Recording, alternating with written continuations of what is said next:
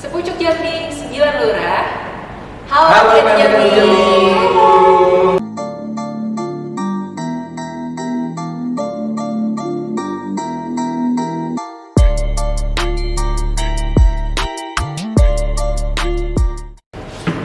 Kita di sini berempat kumpul mau ngapain nih? Ngapain ya? Oke, sebagai perkenalan permulaan, aku punya tahu apa? Coba ya, apa bedanya belajar matematika di Bandung dan di Surabaya? Ayo. Belajar matematika di Bandung sama di Surabaya beda bahasa.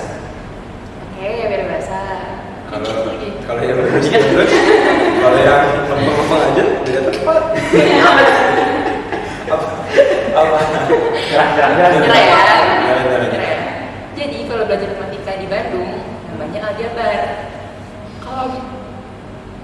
Kalau belajar matematika di Surabaya. Orang tahu banget sih. Belum. Kalau belajar matematika ini. Gimana mau tanya apa nih? Belum selesai. Ini belum pancelannya ini. Nah, kayaknya kita langsung perkenalan aja kan? Iya, kenalan aja. Kayaknya kita gagal kali. Oke, siapa dulu yang mau kenalan nih? Yang tadi lah, yang tadi. Yang tadi. Apa ngasih tempakan dulu Iya. Bang? Yang ketawa-tawa gitu. Tadi makan Oke, aku kenalan duluan ya. Namaku Anisha Pramesti Cahyani, dipanggilnya Nisha. Aku dari seksi PLI, Dari mana nih Dari asalnya? mana? asal dari Banjar, Jawa Barat. Oke, ada yang mau kenalan lagi? Aku. Tadi. semangat banget ya, Mbak. Oke, nama saya Rima Safitri Anggrani. Kalian bisa panggil saya Rima. Asal saya dari Jakarta dan aku dari seksi PLI. Kakak Bang. Oke, lanjut ya. Halo, nama saya Irsyad Maulana. Saya asalnya dari Medan dan saya dari seksi PDAD. Mantap lah. Beda sendiri. Beda sendiri Beda ya. sendiri. Oh, satu lagi Oh. belum? Kirain Oh, sama kan? Coba kita dengar. Oke, nama aku Pandu Wahyu Pamungkas, biasa dipanggil Pamungkas. Yes. Asalnya dari Sukabumi, Jawa Barat. Terus Terus, kan saya pernah sering dengar nih. iya, masa nggak tahu sih Pamungkas? Eh. Kayaknya ini juga. Iya. Itu ya. Gitu deh. Jadi enggak, jadi kalau aku bikin lagu ya, aku tuh nulis lagunya sendiri, nyanyi sendiri, bikin video klip modelnya sendiri juga. Itu jadi semuanya sendiri karena Yang dengerin juga sendiri. Iya, sebenarnya itu sih, nggak ada yang modelnya lagunya. Kalau indie kayaknya. Anak senja. Kopi. Iya. Oke, jadi kita berempat di sini ngapain sih sebenarnya gitu? Masa cuma aku ngejokes doang?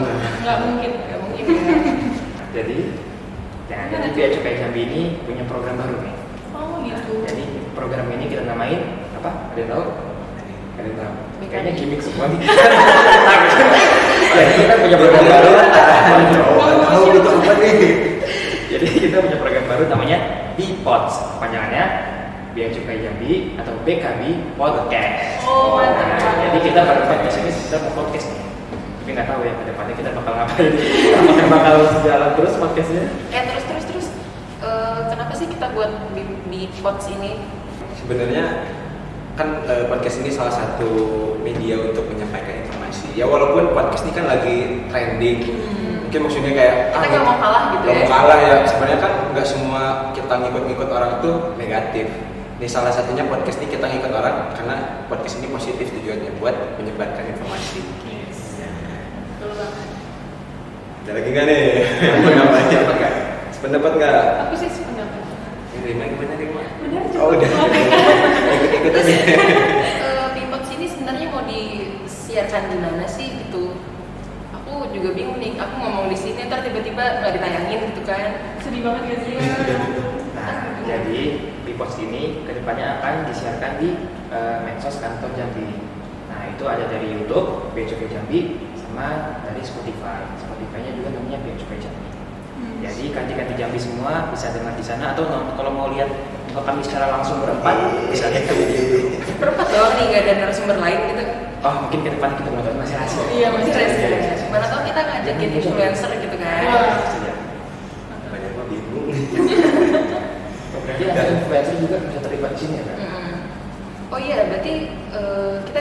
bisa ngasih tahu dong ke teman-teman di Instagram kita, di Facebook kita, kalau kita nih punya Bipods gitu kan.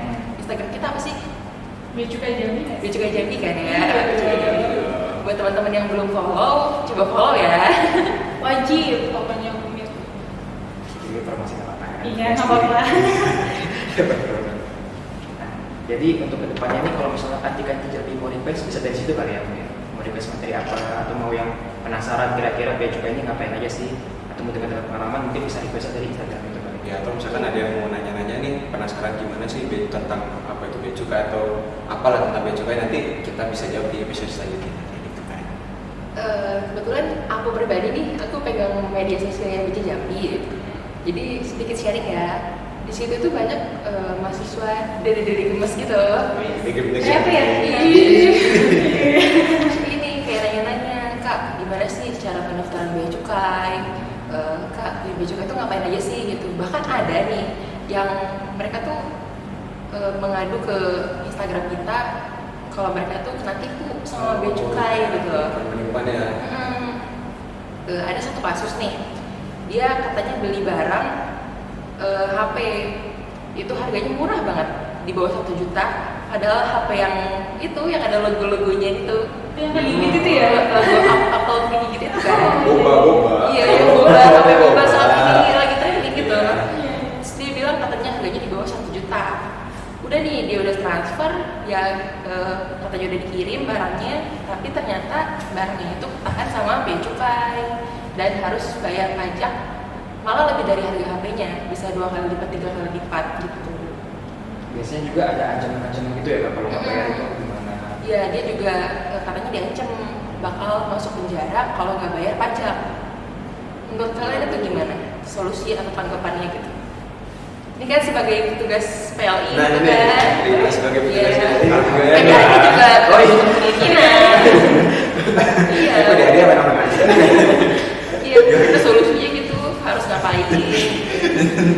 Kenapa dari berdua nih? Jadi aku juga termasuk salah satu orang yang pernah di DM kayak gitu. Jadi temanku sendiri gitu pernah ngalamin kan. Jadi dia itu di chat, betul. Jadi modusnya tuh bener-bener kayak gitu. Jadi dia tuh nawarin barang murah ya kan. Terus dia ngancem-ngancem dan dia tuh kadang menguatkan dirinya dengan dia tuh menunjukkan identitasnya gitu, pakai foto pegawai BC. Itu aku ingat salah satu teman aku yang dipakai fotonya itu adalah anak kantor Medan gitu kan. Aku kaget kan, kok dapat foto dia dari mana gitu kan. Dari situlah terus aku ngasih tahu nih modus-modus penipuan tuh kayak gimana ya kan. Terus kalau ada kayak gitu kita harus gimana. Jadi kita ini kan sebenarnya udah jadi pegawai ini ya nggak ada PLI atau sisi apa kan. Sebenarnya kita nih jadi humas nih juga Bea Cukai. Jadi kita ngasih tahu teman-teman kita, ngasih tahu edukasi teman kita bahwa banyak banget modus-modus penipuan yang dilakukan penjahat-penjahat di luar sana. Jadi ya, kita harus ngasih tahu, ngasih edukasi ke teman-teman kita kayak gitu. Nah, juga nih ya, kalau misalkan udah tahu nih barangnya udah dikirim, cek dulu nih, ada nomor resinya kan pastinya, cek lah di barang kiriman, ada kan di www.beacukai.id /barang kiriman. Nah, dicek dulu tuh apakah itu asli atau tidak tentang resi tersebut. Kalau misalkan nggak asli, kan pasti nggak ketrack dong, dan itu udah dipastikan palsu, belum dikirim berarti atau editan, tahu kan? Dan juga di website itu tuh sebenarnya kalau misalkan kita input resi itu pasti ada keterangannya, penerimanya siapa, yang ngirim siapa, terus juga di bawahnya ada perhitungan total biaya yang harus dikeluarkan. Itu ada biaya masuk, ada pajak pertambahan nilai, dan juga di paling bawahnya ada informasi nih barang kita sudah sampai mana gitu. Jadi bakal ketrack banget deh pokoknya.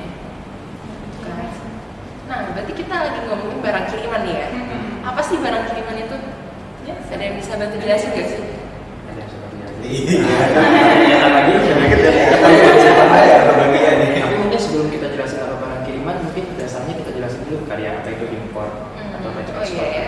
Karena kan sebenarnya dasar barang kiriman itu ya, impor. Nah, jadi, kelihatan lagi nih. Intinya bisa mau pakai siapa? Nah, jadi mungkin impor dulu kali ya. Karena barang kiriman itu kan sebenarnya barang yang datang dari luar negeri ke Indonesia. Nah, jadi definisi impor itu seperti itu. Jadi barang yang datang dari luar negeri ke Indonesia. Jadi untuk barang-barang itu dikenakan pajak. Nah, pajakannya ada biaya masuk, ada PPN atau ada PPh. Nah, itu untuk impor. Jadi singkatnya itu impor itu sebenarnya barang dari luar masuk ke dalam. Kalau ekspor itu tinggal dibalik aja, barang dari Indonesia dikirim ke luar negeri. Sama sebenarnya, itunya sama, cuman tuh yang impor masuk, yang ekspor keluar. Sama juga dikenakan pajak. Pajaknya itu ada sama biaya keluar. Bedanya cuma namanya tetap bea, cuman yang tadi masuk dia masuk, yang keluar biaya keluar. Nah, terus ada PPN dan juga ada PPh. Jadi Itu dasarnya. impor ekspor ini adalah kegiatan yang menyangkut tugas pokok fungsi dari bea cukai gitu kan. Berarti kalau misalkan aku ngirim barang nih dari Ambon misalkan, kirim ke Jambi, itu melalui bea cukai nggak sih? Nah, untuk kalau seperti itu bisa kita lihat lagi barangnya itu kan tadi awalnya dari Ambon ke Jambi. Di saat barang itu nggak ke luar negeri, betul-betul dari Ambon ke Jambi, berarti itu nggak masuk ke definisi impor tadi sebenarnya. Jadi itu tidak dikatakan dia masuk. Nah, emang banyak juga kadang penipuan yang kayak ada barangnya itu cuma dari Ambon ke Jambi, cuman ditipu harus bayar biaya masuk. Banyak banget. Nah, itu sebenarnya kita bisa tahu dari definisi impor sendiri itu tadi. Karena barang itu kan bukan dari luar negeri, dari dalam negeri ke dalam negeri. Jadi seharusnya mungkin kanti-kanti Jambi itu bisa tahu dari definisi impor dan ekspor tadi.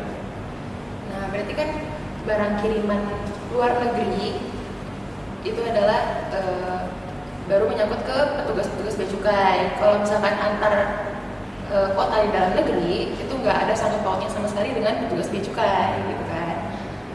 Nah, tadi kan Kak Nisa tadi udah menyinggung sedikit ya tentang fungsi-fungsi bea cukai. Betul Nah, banget. ini yang otak saya ingat nih, fungsi bea cukai ini ada 4 nih Kak. Apa mau kita bagi satu orang satu atau gimana nih? Boleh, di sini kan ada 4 orang. Di siapa oke. sih? Apa ya? Siapa Tadi nih? udah mulai lihat-lihat ada. Ngelihatnya nggak enak kok. Oke, yang pertama Bang Pandu Satu langsung. hal. Aduh. Udah firasat sih. Udah, jadi fungsi bea cukai itu ada 4. Jadi aku dari kuliah itu suka diingetin nih, disingkat fungsinya nih jadi RCTI. Oke. Nama-nama aja nih.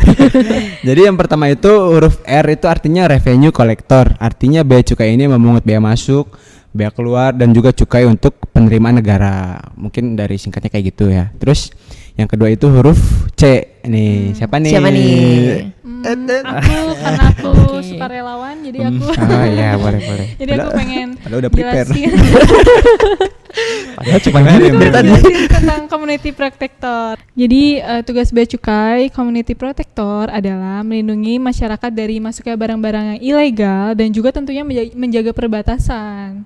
Nah, abis itu apa? Apa nih? T. Iya, T.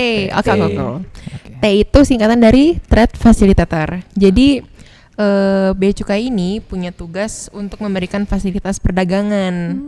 Jadi mereka yang berdagang bisa mempunyai iklim perdagangan yang kondusif dengan adanya peraturan-peraturan dari bea cukai yang bisa membantu mereka gitu. Bagus banget dong pasti. Iya. Jadi kita benar-benar ngebantu mereka gitu. Dan juga banyak peraturan-peraturan titipan gitu.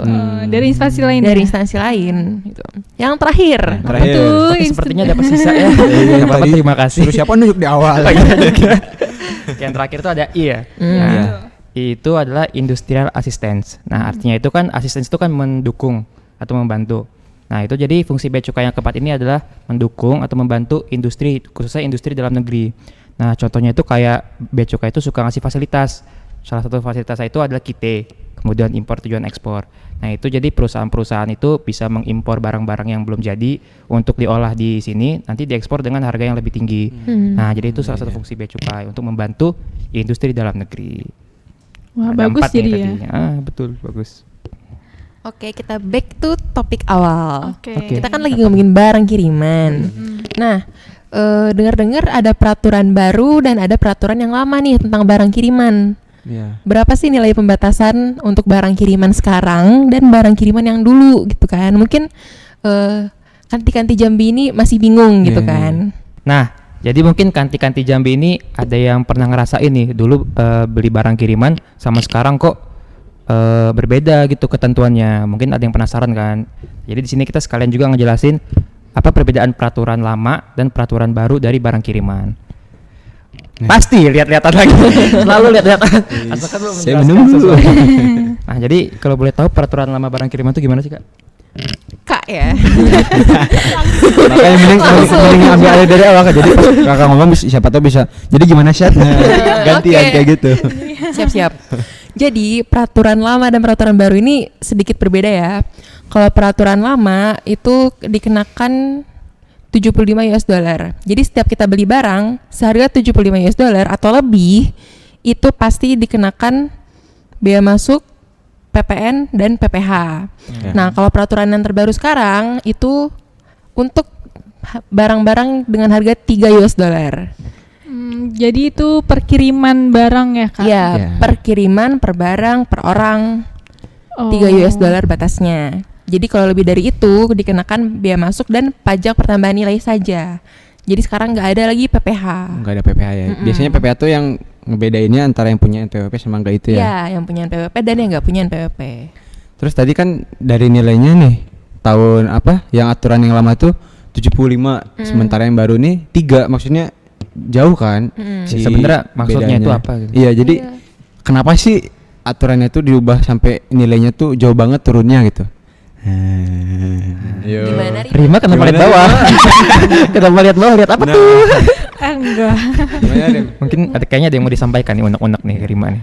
Ya, menurut saya sih untuk menghindarkan adanya pihak-pihak yang tidak membayarkan bea masuknya atau apa sih istilahnya tuh kayak Apa ya, saya juga menunda bingung. pajak atau menghindarkan pajak.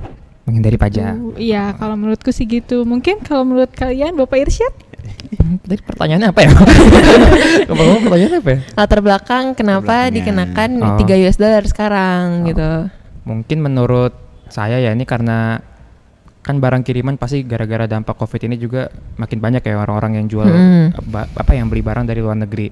Nah, mungkin salah satu alasannya itu untuk menekan angka impor karena kalau misalnya impor itu makin banyak juga kan nggak terlalu bagus untuk perindustrian di Indonesia. Ya. Betul. Selain itu juga kan untuk mendukung produksi-produksi dalam negeri gitu kan. Saat ini pasti banyak yang membuka usaha gitu kan. Jadi kita ngapain sih kita belanja luar negeri sedangkan kita juga punya produk dalam negeri yang lebih unggul gitu. Berarti sejalan sama fungsi bea cukai yang I tadi ya Kak? Ya, industrial assistance. Nah, jadi emang semuanya itu dibuktikan dengan data bahwa aturan baru ini ada namanya tarif barang khusus. Jadi untuk tas, sepatu dan produk tekstil itu dibedakan tarifnya nih. Berapa aja tuh kalau boleh tahu?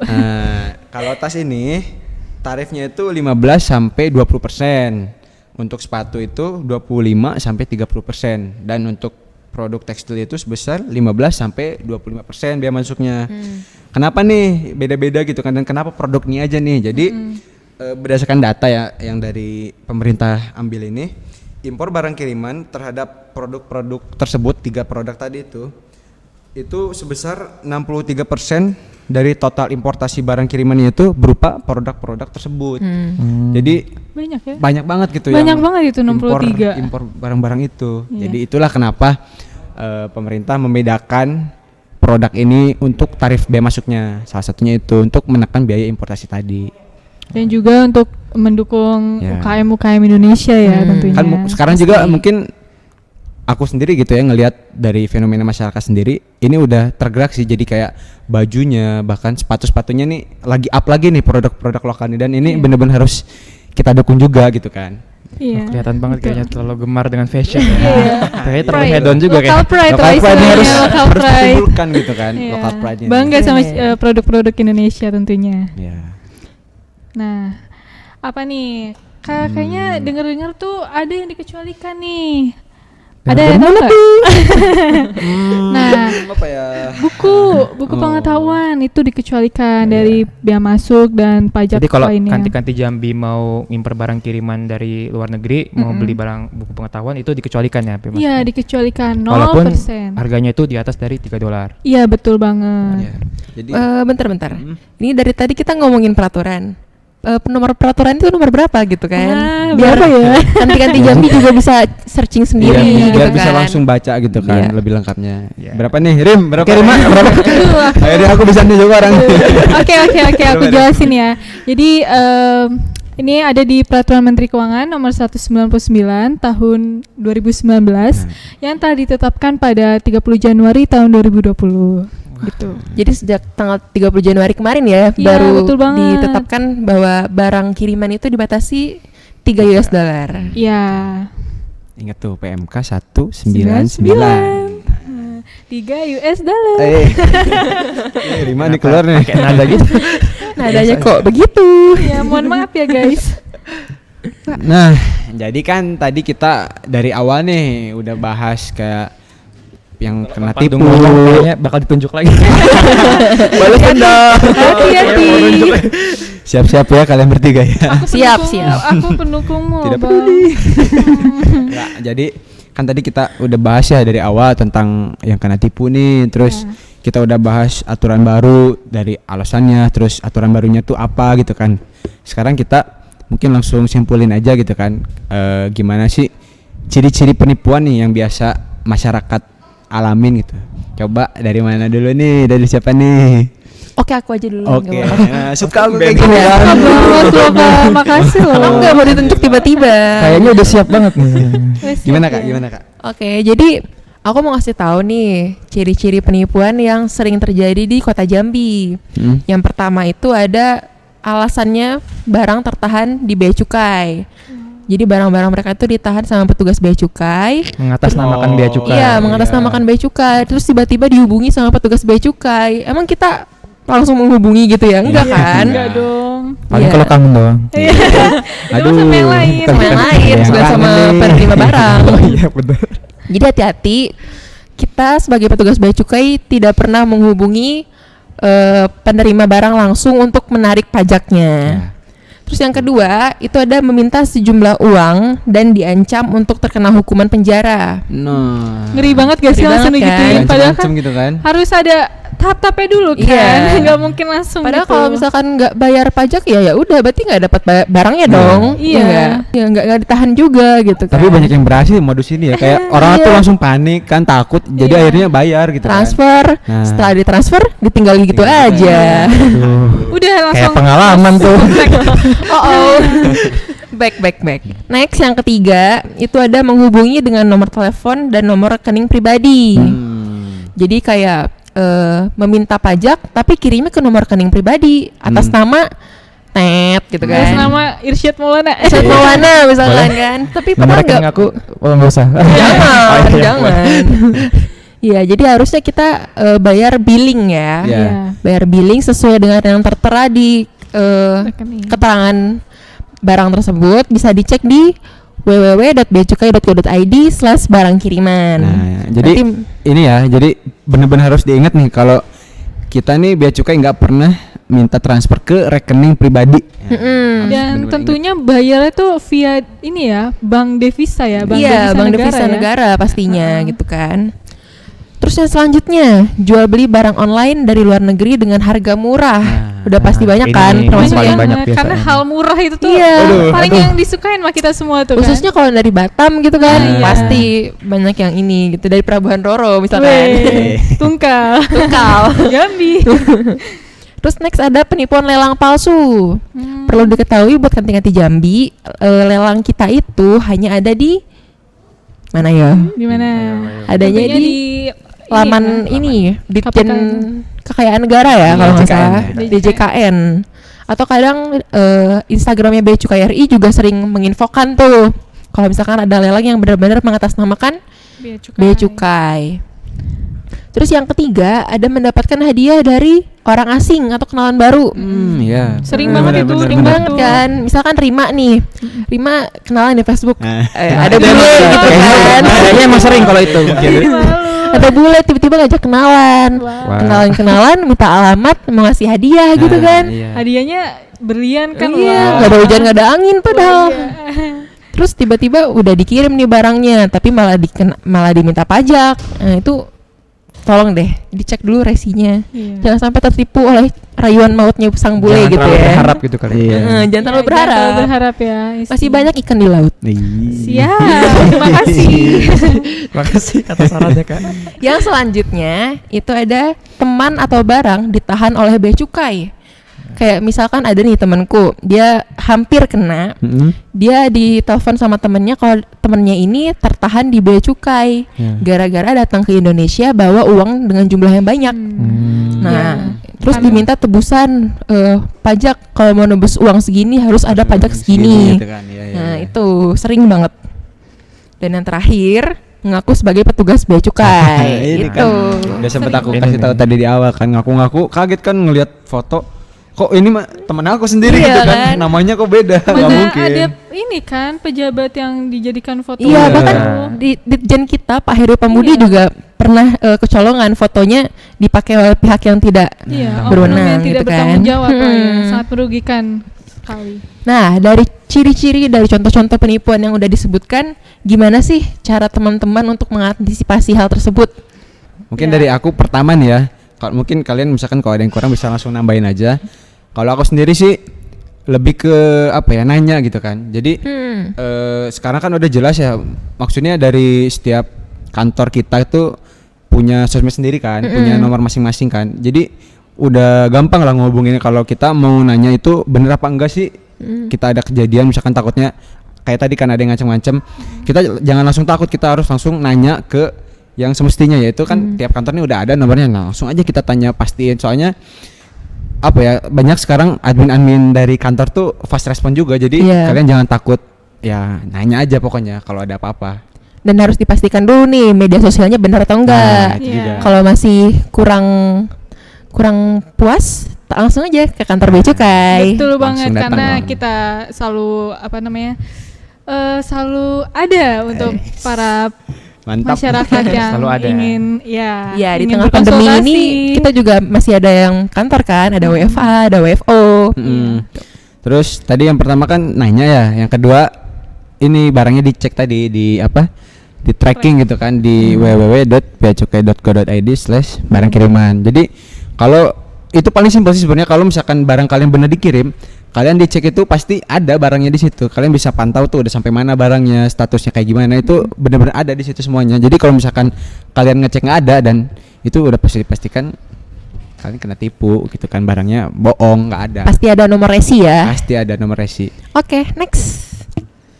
Next. Kalau aku sih sama ya, udah terwakilkan sama kayak Bang Mungkin Fadil. kalau menurut saya nih ya, mungkin ya harus lebih hati-hati tuh, kayak jangan terlalu tergiur tadi sih yang penting. Kayak ada kan banyak jual-jual HP. Logo apa tadi? Logo Kegigit. apa Logo kegigit kegigit atau kegigit yang boba-boba. cuma Coba. berapa ratus ribu ya kan, itu kan kita juga bisa ngelihat kan, kayak ini sebenarnya di pasaran ini harganya berapa, kok ini bisa murah banget. Nah, itu juga salah satu indikasi yang harus kita perhatikan kalau itu tuh sebenarnya penipuan. Atau kita juga bisa untuk anti-anti Jambi telepon langsung ke Bravo Bea Cukai di nomor 15525. Itu pasti responsif banget Wah. petugas-petugasnya gitu. Wah, pasti. Kapanpun langsung direspon. Dan kembali mengingatkan untuk lelang resmi itu ada di laman www.djkn.kemenq.go.id. Jadi Selain jangan sampai itu- tergiur ya. Jangan sampai tergiur. Dan pastikan petugas bea cukai itu tidak pernah menghubungi langsung. Jadi pasti ada mungkin dari jasa titipannya atau dari petugas posnya gitu kan, akan menghubungi via email untuk menginformasikan bahwa barangnya harus membayar pajak seperti itu. Betul Oke. banget. Nah, salah satu caranya lagi tuh mungkin Kanti-Kanti Jambi ini bisa terus pantengin podcast kita ya. Oh Karena iya, kita juga boleh Tiap banget. hari kan, tiap pertemuan nanti kita akan mengedukasi mereka terkait Iya. kepabeanan dan cukai. Podcast Ya. kita tidak akan berhenti sampai di sini. Dan Kalian tentunya bakal masih melihat wajah-wajah ya, yang tidak enak dilihat. aku doang yang enak kok. Tapi Silakan bohong. dimakan aja mukanya. Dan tentunya kalian juga harus pantengin media sosial kita. Ada di mana tuh, Kak? Di- Banyak, ada di Facebook, Twitter, Instagram, itu @beacukaijambi. Benar. Nah, oke, jadi berhubung Udah lama juga ya kita berbincang-bincang di situ Oh ya. iya, ya, nggak kerasa banget ya. Udah jam 5 ya. Sudah waktunya kita pulang. Sudah waktunya kita berpamitan. Oke, mungkin ada yang mau beri pesan-pesan terakhir untuk Kati-Kati Jambi? Masuk pesan terakhir. Nih. Mungkin kita mengingatkan ya tentang protokol kesehatan. Iya, Ya. betul banget. Iya, tetap jaga kesehatan ya. Mm-mm. Lagi di masa pandemi ini tetap jaga social distancing, physical distancingnya. Siap. Ya walaupun kita di sini sekarang tidak memakai masker, tapi kita Tapi kita berjaga tetap jarak. ada jaraknya, Iya, ada jarak jaga di antara jarak. kita. Ya, siap. Ada jarak di antara kita, walaupun tidak ada hati di antara kita. Kok Mulai jadi di baper melo. lu lah. Enggak. Oke. Oke, mungkin sekian Udah ya. dari kita berempat. Jangan bosan-bosan lihat kita semua, karena nanti pasti ada sesi Bipods yang lainnya. Benar. Dan biar kayak YouTuber zaman sekarang nih. Gimana jangan tuh, lupa apa? gimana? Apa? Don't forget to like, comment, and subscribe. Oke, kalau itu, bye-bye. Oke, terima kasih Kanti-Kanti Jambi. Dah.